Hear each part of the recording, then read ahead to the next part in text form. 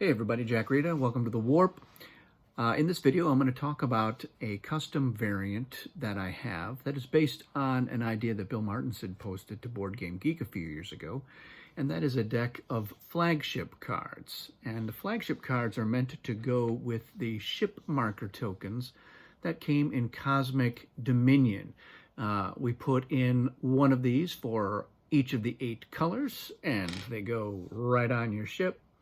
So a little donut token there, it fits on your ship fine, and you can still stack your ships, but it marks that one ship as having special characteristics. And the expansion came with a few different variants recommended, but said start making your own.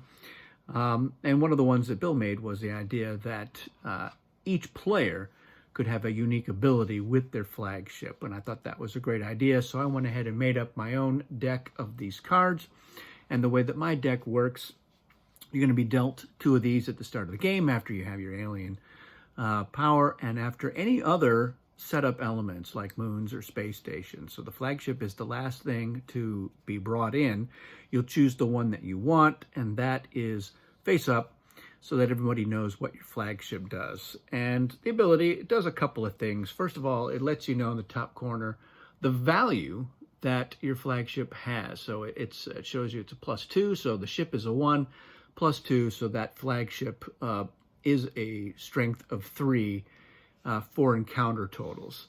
And then it lets you know the ability of having that flagship. And this one lets you know that the flagship must be involved in the encounter for you to do that. And not all of them work that way. So there's a few different, and I'm going to go through a couple to give you some examples. So this one's called Trash Compactor. Your flagship has to be involved to let you know it's used in the resolution. So after you receive rewards or collect compensation, you may discard the acquired cards. If your flagship is on a colony in a foreign system, you may discard the cards into the hand of the system owner instead of the discard pile. So that is the acquired card. So it's not any or all, it would be all of them. So you can just be like, all right, these aren't that great, they're going into your hand, or you're just going to discard them because you don't want them. And if nothing else, you've got one of your ships is worth 3.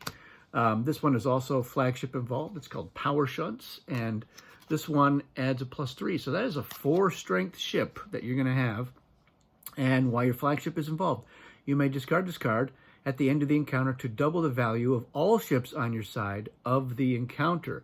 Now remember, the flagship, this one is worth 4. So this is a pretty big deal, but it's a one-shot effect. So if you're using this ability, you're going to lose it. But until you do, that ship is going to be worth 4 for as long as you don't use that ability.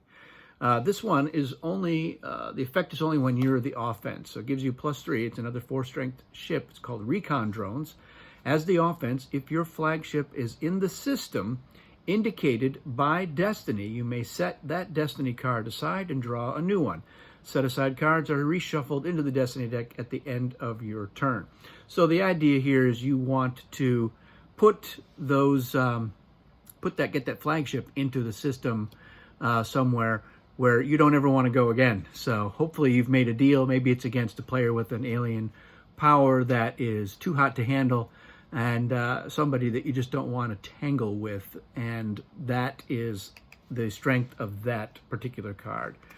This one is used when you're not the offense, so it's called Global Deterrent. It's another +3. When the offense must aim the hyperspace gate, you may select a planet that they may not target unless no other option is available for a legal encounter. So your flagship doesn't need to be involved. You just always have this ability as long as you are not the offense. This is for a main player or ally. That's another +3. The Biolatency Laboratory. As a main player or ally in an encounter without your flagship involved, you may move a ship from your flagship's colony to this card. When there are 4 or more ships here, you may send all of them to the warp. If any other player possesses your super flare or it is in the discard pile, it must be given to you. So that's a nice way to get your super flare. This one is just a +2. It's another one, offense only, the repair bay. During your regroup, if your flagship is not in the warp, you may retrieve an additional ship from the warp and send it to your flagship's colony. So nice little boost that you got on there. So I have 24 of these right now. Some of them go down to, this is just a +1, so the Consular Chambers.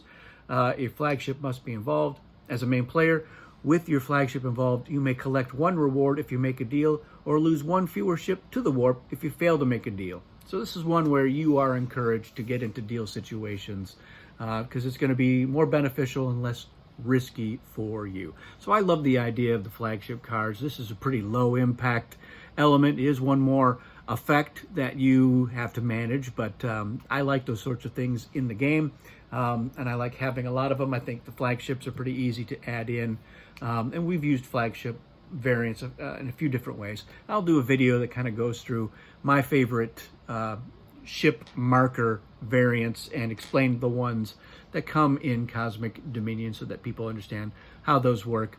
Let me know if you've come up with any fun variants for your ship markers, or if you've done anything like flagships or have ideas for flagship abilities, because as you well know by now, if you've watched any of the other videos on this channel, that I like to create more and more custom variants for all my games, and more of the earlier variants. So 24 is not going to be enough cards for me. This was just my first batch that I did to test it out, see how it worked, see if I liked it, and I do. So I'm definitely going to be getting some more of these and adding some more in, and I think I'll probably do some that are designed specifically to be used with the Cosmic campaign, because I think that will make for some interesting cross variant elements that will be fun to have in there. That's it for this video. Thanks for watching, and we'll see you again soon.